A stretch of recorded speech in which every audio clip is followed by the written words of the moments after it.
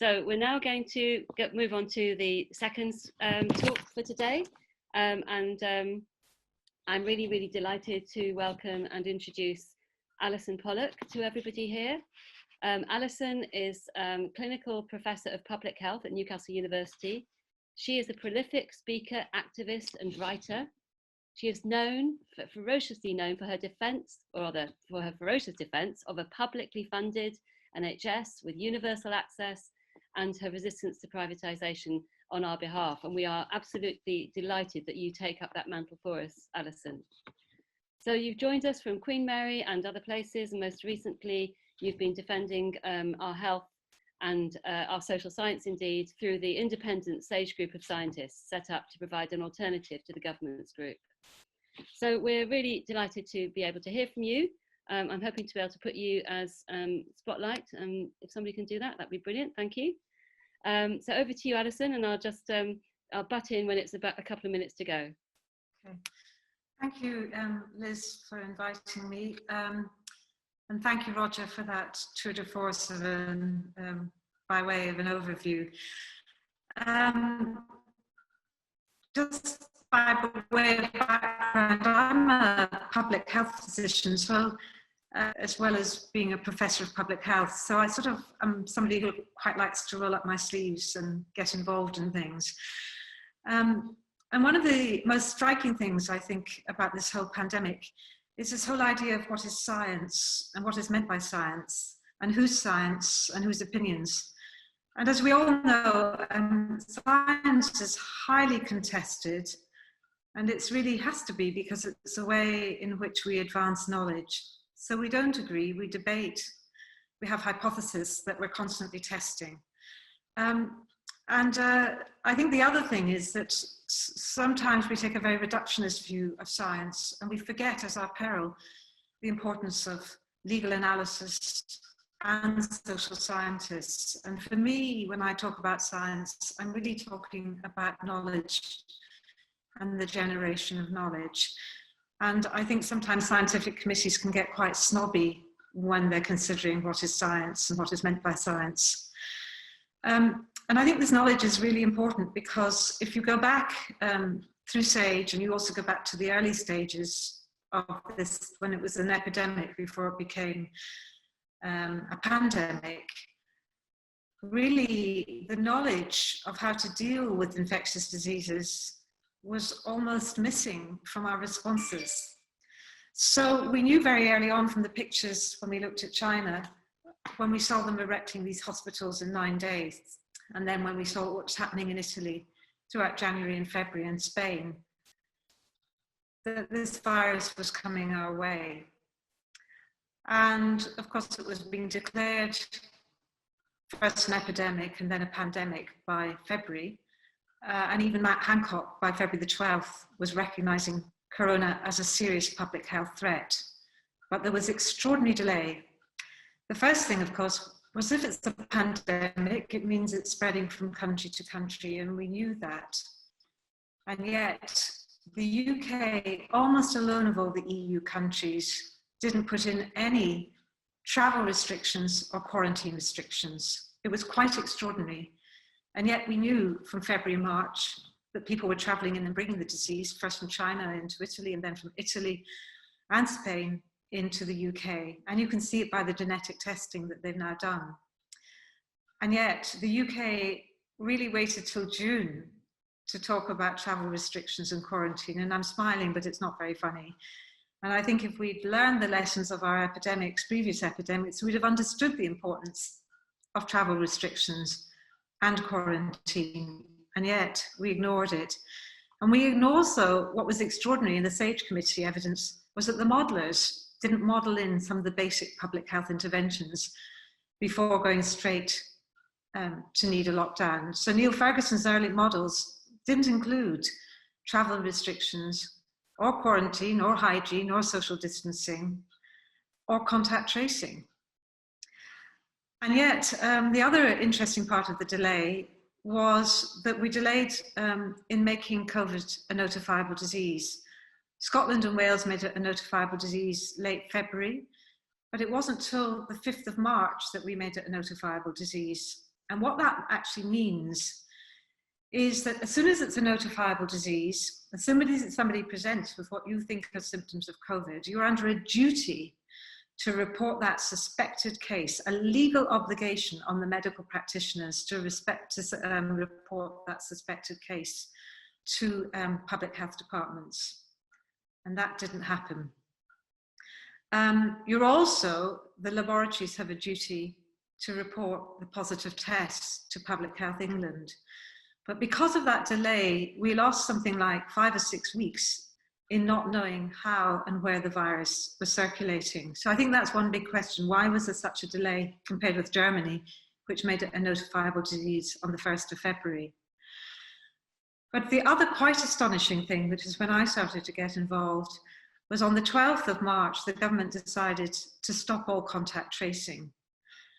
And the reasons we've given are obscure, but we've told it was because it was said to be ineffective and there wasn't capacity, and it wasn't of any use because by then the system was being overwhelmed. That is not a good reason. What we do know from the WHO guidance is that contact tracing and testing needs to go on throughout an epidemic. You never stop, but you have to keep building your capacity. And I'm going to use a reference to Germany again here. Germany, like the UK, had also run down its public health departments and its ability to do communicable disease control. But by March, it had decided it was going to build it up. So it never stopped contact tracing. It built it up.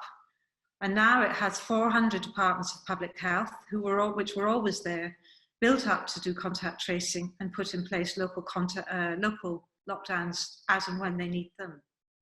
So our response, again, very differed markedly from Germany.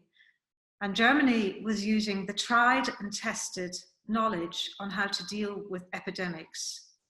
It was using the tried and tested knowledge of how to deal with outbreaks, cluster outbreaks. And it was also following WHO advice and the European Centre for Disease Prevention and Control, ECDC. They were putting out remarkable guidance. So the question is, why was SAGE not following that guidance? And why were the SAGE experts not urging the government to input the public health interventions into the models? And I think the other really notable factor of this whole epidemic is the lack of communicable disease control experts and public health voices. And yet that's where the expertise lies. They've been absent largely from the SAGE committee. The Public Health England leadership has been largely silent. And we don't appear to have used the expertise and knowledge that we have. Now, whether that's considered because it was not scientific, and I think that is a real issue, is the extent to which the modelers and even the behavioural scientists, there was an exclusion of the really important elements, and we need to ask these questions. It's why did the science not use the knowledge of how to deal with major epidemics and pandemics and actually harness that and rebuild the capacity? So we staggered on with this lockdown, and the public have been absolutely extraordinary and amazing, especially young people, because it was known very early on, again, that the young were not vulnerable, really no deaths, very little risk. And actually all the deaths would be concentrated on the older age groups, and especially the very old. So in fact, they've been asked to make incredible sacrifices of schooling and education and lockdowns and employments for a very important group in society. But what we found, of course, is that again, despite the fact that we had this knowledge in January and February, that this was a virus that spared the young and went for the old, the government, though it put us into lockdown, has not played its part in making sure that the old were protected in nursing homes, in social care, and the staff in social care, and also it did not put in the necessary protective measures there. And it still has not done. We've still got major outbreaks going on and deaths occurring in these nursing homes at the moment. And now people are into their 100th day of lockdown and isolation, not seeing their relatives. Although I know nursing homes are trying very hard to find ways of accommodating people in the grounds through perspex pods, as Roger was telling me earlier. But it's not that the government didn't have lots of warning. And now I'm coming to these important public health interventions. It's not rocket science what you need to do in order to manage the outbreaks, because the whole point of the lockdown was to try and stop the transmission of the virus from person to person. That's why we were locked down. It was the ultimate step. But the intermediate step with public health interventions, as well as all the hand washing and the hygiene and the social distancing, is something called contact tracing, where every time you have a suspected case, that case is reported, then they're tested, and if they're positive, then contact tracing teams come into play to try and identify the contacts and trace them down. Now, again, it's not rocket science. We've been doing public health public contact tracing for decades in the UK, but we stripped back that capacity. But all the contact tracing has to rely on community involvement and be done locally through community and local public health teams, because they understand the extraordinary stigma, anxiety, and distress for the cases who are being asked to self-isolate for self-days, and the contacts who are being asked to go into quarantine for 14 days. This is a very, very difficult thing for people to do, especially if they're low paid and they're not receiving financial support. And yet, knowing all this, the government did not build up capacity for contact tracing in its public health teams or in its NHS laboratories. Indeed, it bypassed those, and it's put in a centralised commercial testing system, which we're hearing now is in chaos. It's chaotic, it's confused, it's haphazard, and it's not reporting good data. And as well as that, they've created a part privatised, centralised contact tracing team through Serco and Cital, which have no track record in contact tracing. Hundreds of millions of pounds of contracts have been awarded for these and also for the failed app. We've not seen these contracts, they're not in the public domain. But what we know about the contact tracers is that Serco and Cital are said to have been employing 25,000 call handlers who were employed as sales advisors. And between them in the last month, they've seen handled less than 15,000 contacts, which take about 20 minutes each. So as one call handler said, they've been paid £1,200 for a 20-minute call. But of course, these PIs aren't there. So I can't overemphasize, and I won't go on because you'll have lots of questions for me, but I think one of the really important issues is this whole collective ignorance and collective amnesia and collective disregard for the systems that were well established, badly eroded and weakened because of 3 decades of cuts, but they could have been regenerated. And the desire for the UK to do something completely radically different, not in line with WHO guidance, not in line with all the countries in the world that have been doing... Just a couple more minutes, Allyson. Yeah.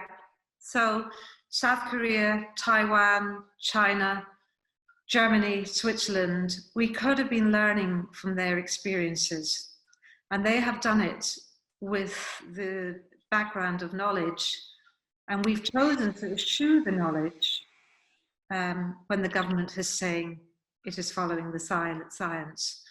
And I'm still not confident that the government has actually put in place the public health measures that we need. And because it has not done so, as we're seeing in Leicester, people are being forced to go back into local lockdown through no fault of their own, and they're being blamed. But it's actually through no fault of their own, they've been extraordinary. It's because the government hasn't put in place the local monitoring systems we need for the data and for the outbreak control. And we have no confidence that the government has actually done so yet. And when I say we, I include Independent Sage Committee there as well. I'm going to stop now. Thank you very much indeed. And let's give another round of applause to you, Allyson. Thank you so much.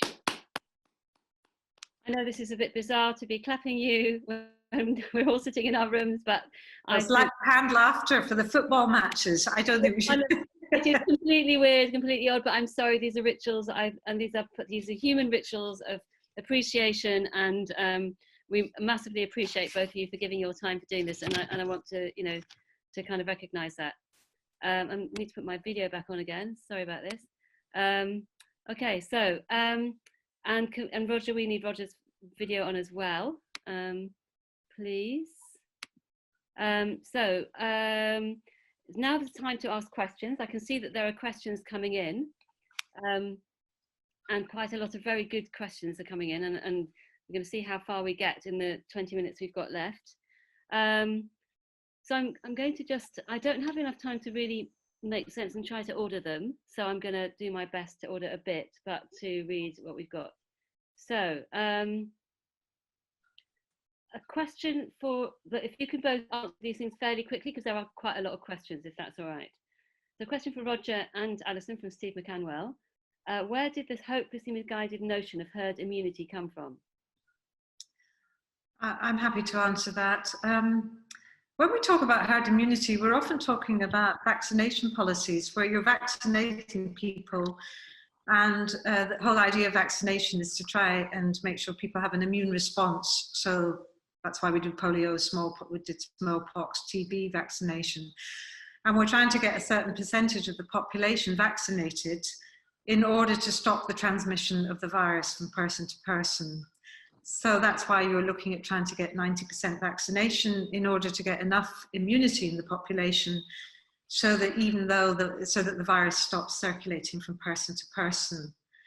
And I can only imagine that the government was thinking that if they could have enough people infected, then that would stop the virus transmitting. It doesn't, and I don't know where the notion of herd immunity came from. And it sounds from you that we don't know enough about the disease because we haven't had the contact tracing to know whether that's the case. In fact, that there's just not enough information about that at all. So they'd got a concept before they'd even done enough testing to find out whether that was the case for this disease. Well, they knew that there wasn't immunity in the system. That's why COVID there may be some background cross immunity from corona, but they knew that. So why they thought they could go 0% to 80% of the population being infected. At the moment, it's estimated in London there's 15% of the population have had the infection. And now we've had we had excess deaths as well as COVID and non-COVID, around 65,000 deaths, excess deaths and all. So, you're really at very high, we're still at, there's a great deal of risk here, which is why the idea is to try and suppress the virus and eliminate. That's the whole point of contact tracing, is you're trying to snuff out the virus and stop it transmitting. Yeah, okay, thank you so much, that's great. Okay, so now we have a question from Rob Hollins, which is, I think, mostly for Roger, but I think it's also for both. But so this is to do with the hegemonic aspect of Dominic Cummings. So Thatcherism was also analysed by Stuart Hall as a hegemonic formation. Is there anything unique about this new hegemonic project headed by Cummings and others? Yes, I think there is something unique. I think that many of the people who are involved in policy formation around Gove are ex-Marxists who are deeply embedded within Gramscian theory and thought. Many around, as I said, Frank Furedi and the Revolutionary Communist Party and Living Marxism. They had a gestalt shift towards a libertarian politics, but they still deploy the same kind of rhetoric of a kind of a Gramscian hegemonic strategy. So I think there's a perverse set of circumstances occurring here. The philosopher behind all of this, Nick Land, was a Deleuzian Marxist at Warwick in the 1990s, who again has had a gestalt shift towards a kind of a libertarian politics, but they still deploy the same kind of hegemonic strategies of trying to form a kind of a hegemonic bloc around a particular set of interests. But these are not interests around the working classes, clearly. This is a hegemonic strategy which is deploying anti-democratic, anti-egalitarian, socio-biological, libertarian ideas, which we're not used to within a UK or even a European context. They're importations from a kind of an American mindset. It's like so there's no attempt then to appeal to the working class in terms of like how Thatcherism engaged with working class, you know, in aspirations like own your own council house. There's no attempt to engage with the masses. I think it's not something that just happens at a national level. This is part of an international network of libertarian technologists who are interested in essentially processes of destatification. They're all profoundly influenced by a series of books written by William Rees-Mogg, Jacob's father, in the 1970s, the most prescient one being The Sovereign Individual, published in 1997. Alistair Campbell has blogged about it. There's a blueprint there for what's happened in the last 30 years. It's frightening. It's frightening in the way in which they engage with science fiction, with social scientific literature, but write it for an audience of hedge fund capitalists and disaster investment funds. So I'm going to ask a bit later on, Roger, kind of, okay, so how do we fight this kind of global thing? But I'm going to leave that, just park that for a moment, because I think your analysis is right, but you know, it's scary. But how we sort of, I mean, clearly what you're doing is one of the ways of fighting it, which is making it more transparent and more known about. But let's just park that for a moment, because there's some other questions coming up that are more kind of down to earth. And just comments as well. So Diane Richardson has commented that as in the early stages of the AIDS crisis responses, these responses raise questions about who and what is valued in society. So I think that's looking at both of your talks, but particularly Alyson's. Julie has said, given the amount of mistakes by this government and Cummings' trip to Barnard Castle, this is a good question. Why do you think the public are not as angry as they should be? So that's for either of you. I think they are angry, but the government's got a very strong majority. I think the fact that the press, it was 2 weeks I mean, it's quite extraordinary. It's quite extraordinary that that Cummings didn't have to step down with the amount of media pressure and public pressure. But it shows the strength of the government majority. The public were incredibly angry, and they still are very angry about it. But if the media couldn't dislodge Cummings, I mean, that was quite extraordinary, because in Scotland, Catherine Calderwood had to go within 36 hours. She was defended first by Nicola Sturgeon, robustly, and the public were incredibly angry about it, and so were the Scottish media, and she went within 24 hours. But I think the other extraordinary thing was that he had a press conference in the Rose Garden of Downing Street. So, this is the power of, this majority. And so leading on from that, Claire Butler's got a good question. Rather than assume the policy has gone wrong, what if it's gone right exactly? What might the overall aim be of offsetting the costs in inverted commas of largely ignored social care crisis, or something else? Well, one has to be incredibly cynical to think that it's deliberate. So let me be cynical and say that actually I do think that although no one has ever written that down or articulated it quickly, that the neoliberal mantra of never let a good crisis go to waste is really, really, really relevant here. What's happened allows all manner of longer term strategic interventions to occur. One, the civil service is going to get blamed. Two, it's been a way of leveraging commercial organizations to take over from traditional bureaucratic, more socialistic forms of public health intervention. Three, cynically, yes, it does change the demographics of the country. But four, and it comes back to why aren't people angry again, you've got to remember that this is layered and articulated with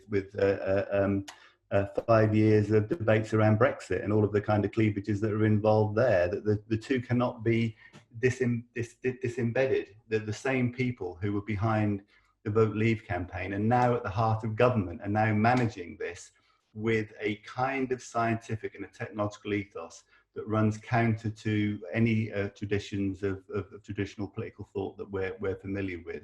I think we're in the sphere of a kind of a post-neoliberalism, if I could use that rather long kind of phraseology. But I do think the libertarian elements there are things that we have not yet accounted for.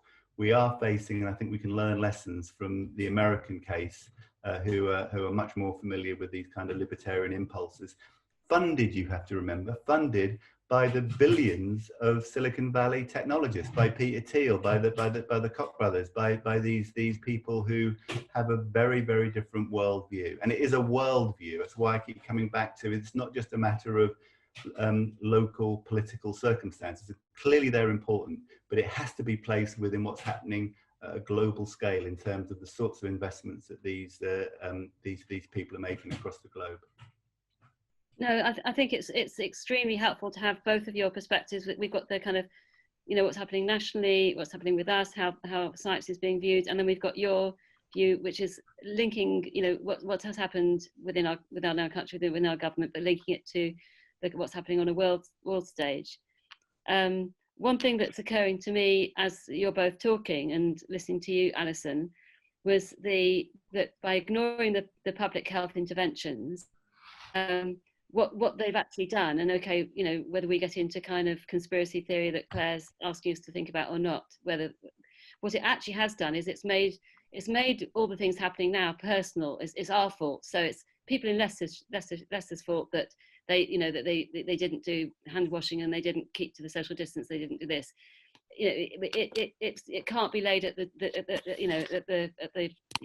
So do you think that's a kind of thing, that anything that's happened now, because we know that contact tracing isn't working properly, that all the things that's going to happen can just be made personal faults and not laid at anybody else's door?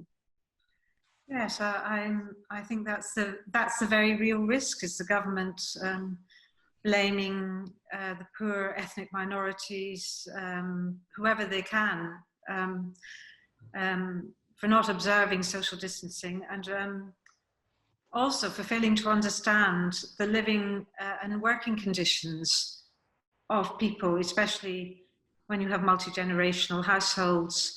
If there's one bathroom and kitchen for 12 or 14 people, then how can you possibly self-isolate or quarantine and all the rest of it? So, and also if you've got to put food on the table and you're on 0 hours contract, then this is the whole problem with the care homes.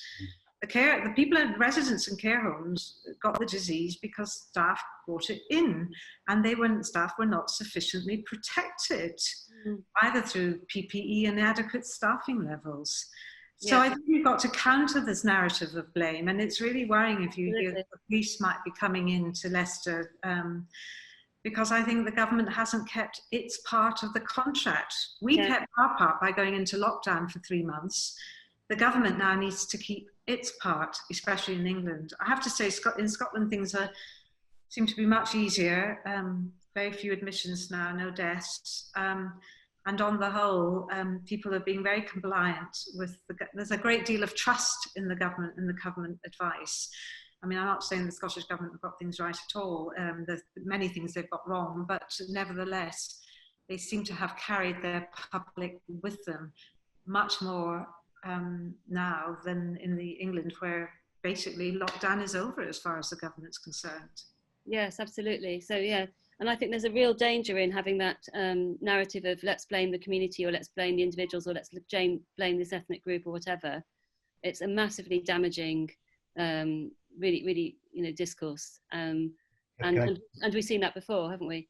Can I just make a short intervention there? Say that actually we should return to David Halpin and the Nudge Unit and the insights of behavioural economics, because those insights from social psychology and behavioural economics can be developed for the good. I mean, they can be used in terms of actually trying to encourage people to do things which are a progressive policy development. But of course, and cynically, they can also be used to generate obfuscation and confusion to political ends as well.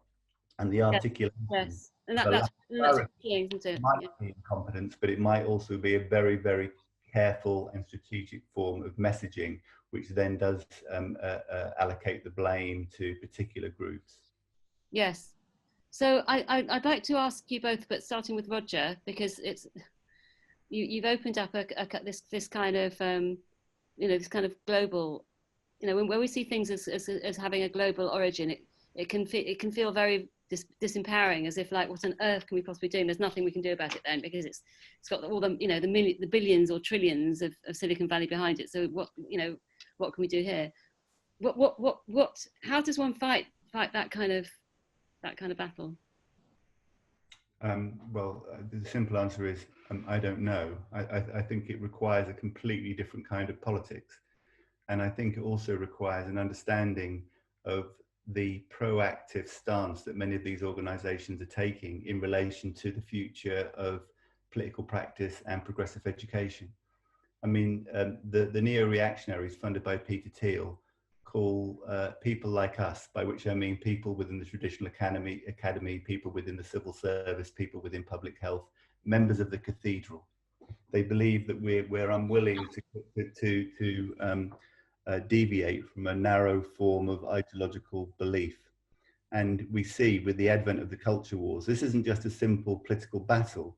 This is actually something that is absolutely key to what they see as a neo-reactionary future. And I think what we need to do is to educate ourselves about their strategies. Not difficult to do, given that most of the strategies have been borrowed from a re-articulation of traditional Gramscian political practice, but deployed to ends which are anything but progressive.